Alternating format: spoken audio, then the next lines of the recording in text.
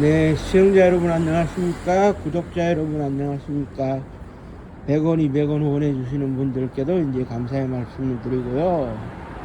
오늘 대법원의 판결이 있고 난 다음에 제가 많은 생각을 하게 됐는데, 결국 아무도 말하려고 하지 않는 거에 대해 가지고, 저는 이제는 말할 수 있어야 된다고 생각을 하기 때문에 말씀을 이제 드릴게요. 오늘 대법원에서 어떤 확정 판결이 있었냐 하면은, 확정은 아니죠. 그러니까 무슨 얘기냐면, 광주 민주화 항쟁 당시에 피해를 입은 분들이 많지 않습니까? 그분들이 국가를 상대로 보상해달라라고 하는 것을 광주에서 있었던 지방법원과 고등법원에서는 소송을 제기할 수 있는 시기가 지났으니, 공소시효가 지났으니 기각한다 그랬어요. 그런데 이제 대법원에서는 그게 아니다. 아직 공소시효는 남아있으니까네 고등법원에서 다시 판결을 해라 하고 고등법원에 이제 파기환송을 했어요. 고등법원의 판결이 잘못되었으니 고등법원이 다시 법리에 맞게 판결하시오라고 이제 환송을 시킨 거거든요. 그걸 파기환송이라 그러는데 여기서 이제 어떻게 이제 우리가 이제 볼 수가 있냐면, 법에는 공소시효가 정해져 있는 건 사실이에요. 뭐 범죄의 경우도 그렇고 공소시효가 정해져 있고 소송을 할 수 있는 시기가 정해져 있는 거는 그건 뭐 부인할 수 없는 사실인데, 사실 변호사들이 법리 논쟁을 정확하게 이제 벌이지를 않습니다. 요즘에 와서 이제 소위 그런 했을 때 그런 소위 법대로 하자, 법의 자꾸 하나를 그렇게 정확하게 해석을 해서 이제 법리 검토를 하자라고 하지는 않는 것 같은데, 이게 무슨 이야기냐 하면, 법대로 이제 자꾸 해석을 그대로 하게 되면 공소시효가 지나간 것들이 대부분인데, 문제는 뭐냐, 변호사들도 이제 승소를 해야 되지 않겠습니까? 의뢰를 받은 사건에 승소를 해야 되고 또 억울함을 풀어줘야 되는데, 여기서 어떤 일이 벌어지고 있느냐, 과거 이제 80년 광주의 이제 경우를 살펴보면, 광주에서 그런 일이 일어났지만 국가에서 뭐 해주는 건 없었어요. 빨갱이 폭도로 몰아가지고 그런 사람들을 처형하고 처분했는데, 뭐가 잘못됐다는 말이냐, 이렇게 이제 갔어요. 그러다가 이제 88년도에 이제 노태우 정부가 들어서 가지고, 전두환 전 대통령의 친구이기도 했던 노태우 대통령이 광주 민주화 운동으로 승격을 시켰어요. 그런데 이제 제대로 된 보상이라고 하는 거는, 말이지, 군의 반발도 있고 하니까 이게 이제 뭐가 되는 거냐, 우리의 체면은. 그러니까 이제 보상을 해주는 것이 군의 체면이라든지 금전적인 면에서 좀 어렵다.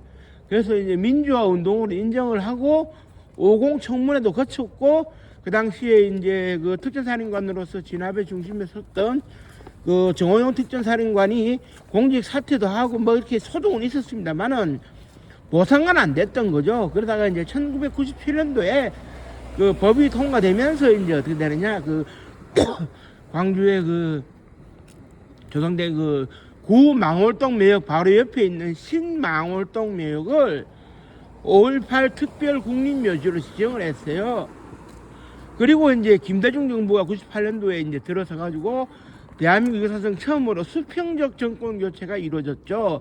그 이전에는 수직적 정권 교체만 이루어지다가, 그래 이제 수평적 정권 교체가 이루어지면서 어떤 일이 벌어지느냐, 김대중 정부에서 특별법을 제정해가지고 정부의 예산으로 많이 이제 보상을 해줬는데, 그 보상 범위에 미치지 못했던 사람들이 소송을 계속 제기를 하고, 정부에서는 이미 보상이 되었다라는 측면과 일부에 대해서는 공소시효가 이제 지났다, 이렇게 되는 것을 변호사들이 어떤 전략으로 가느냐, 소위 1980년 이후 암흑 세계에 있으면서 소송을 제기할 엄두도 못 내고, 소송을 제기하러 들었다가 국가 폭력에 또 희생될까봐 망설였던 세월이 있지 않느냐.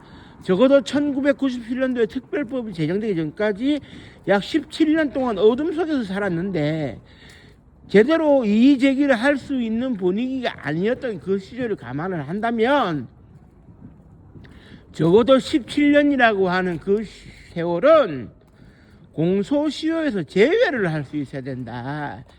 이렇게 이제 변호사들이 이제 그 뭐라 할까요? 그 접근을 해 나가기 시작하는 겁니다.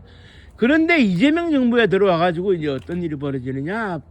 법원에서 이제 대법원을 중심으로 전향적인 판결을 내리다 보니 변호사들의 의견을 이제 받아들여 가지고 아무 시절에 소위 그 이의 제기를 할 수 없었던 그런 사회적 분위기를 감안해서 그 시절에 공소 제기를 못한 것은 시기를 놓친 것은 국가 폭력으로 인정을 해주겠다. 그래서 그 기간만큼은 공소시효 기간에서 제외를 시켜주겠다는 입장인데 문제는 이렇게 되니까 어떻게 되느냐. 1948년도 8월 15일 정부가 수립되고 대한민국의 새로운 현대 역사가 시작될 때 국가 폭력으로 많이 희생을 당했어요. 그런데 이제 뭐가 있느냐. 이승만의 그 권위주의적인 정부라든지 그 박정희 전두환 노태우로 이어지는 그런 그 군사 정부에서는 이거를 왜 보상을 해주냐. 보상해주면 안 된다. 그거 뭐 빨갱이 때려잡은 건데 국가를 바로 세우기 위해서 뭔가를 한 건데 왜 이거 뭐 보상해준다 이딴 소리를 하느냐. 이렇게 이제 나오니까는 이제 그 기간 동안에는 가히 이의 제기를 할 엄두를 못 냈어요. 엄두를 못 내고 그러다가 이제 세월은 지나고 공소시효가 법적으로 지났다 해가지고 보상도 못 받는 건 억울하다. 그런데 이제 와가지고 또 이재명 정부의 또 딜레마가 되는 것은 법적으로는 공소시효가 지났는데 그 억울한 기간을 감안한다고 해서 모든 걸 받아들이게 되면 모든 게 리셋이 되는 상황이 발생할 수가 있어요. 그러면은 이제 48년도 8월 15일 정부 수립 이후로 못을 박는다 하더라도 그 어떤 피해에 대해 가지고 정부가 모든 걸 재조사해야 된다는 얘기가 이제 벌어질 수가 있거든요. 뭐 재심도 해야 될 수도 있고 새로운 확정 판결이 내려질 수도 있고 그거는 사법적 리스크와 더불어서 사법적 부담이 될 수 있는 뭐 그런 상황이 이제 전개될 수가 있는데 이거를 다 받아줄 수 있느냐 못 받아주느냐 어디까지 받아줘야 하느냐 하는 그 기준점의 논란이 있어요. 기준점의 논란.